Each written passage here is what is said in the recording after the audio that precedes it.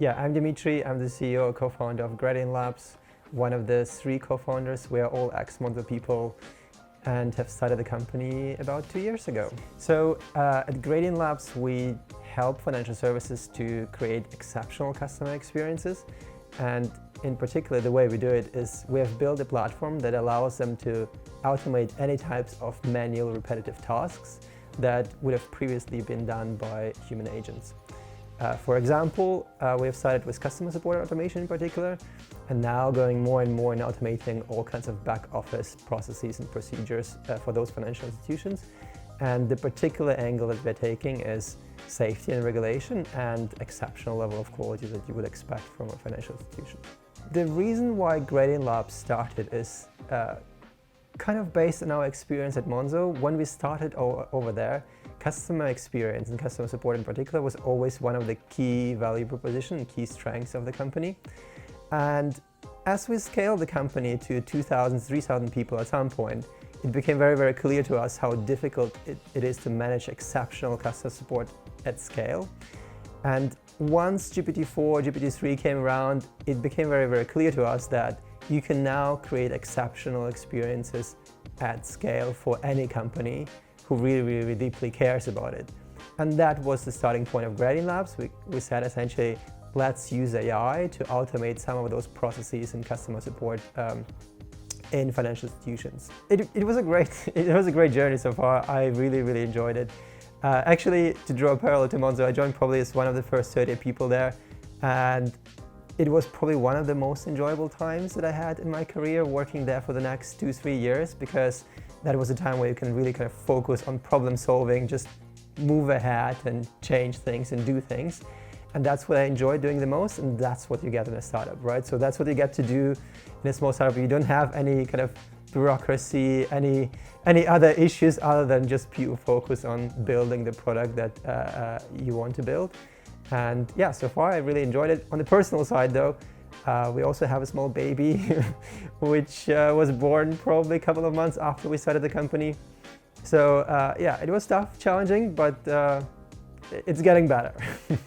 I think we're very lucky and very fortunate to be at the very interesting intersection of fintech and AI.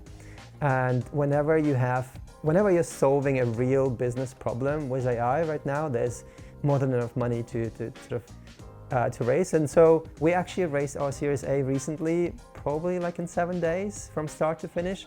So we're very fortunate, very lucky that we found the right investors who were really, really excited about our business and about whom we were excited equally. So far it was actually a fairly smooth, so not too many challenges to share. Oh God, keeping track of developments in AI space is close to impossible.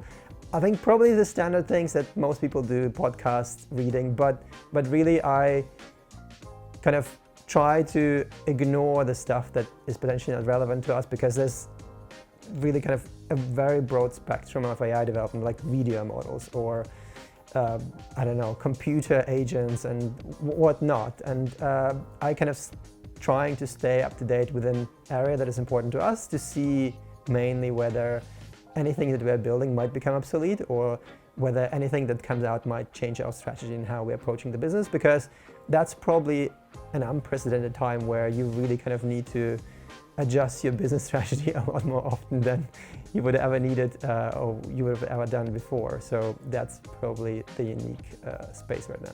That's a great question. So we've started the company with customer support automation, and now we're going more and more into sort of more complex, high-risk areas. Like if you think about financial services, they would have areas like handling disputes, chargebacks, financial difficulties, and all of those areas are a lot higher risk than just simple customer support. But those are the areas which really kind of make or break customer experience in most financial services. Because I will give you an example. If you're being tagged as a vulnerable customer, typically you would be dealt with by a specialist team.